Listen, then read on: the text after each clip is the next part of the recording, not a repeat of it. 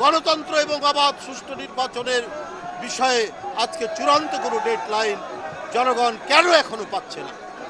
অবাধ এবং নিরপেক্ষ সকলের অংশগ্রহণমূলক নির্বাচন আমাদের এখনো অনুষ্ঠিত হয়নি।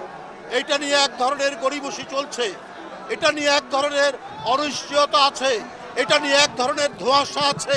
অতি সত্বর ডক্টর মোহাম্মদ ইউনূস সাহেবের সরকার, অন্তর্বর্তীকালীন সরকার, তাদেরকে এটা পরিষ্কার করতে হবে।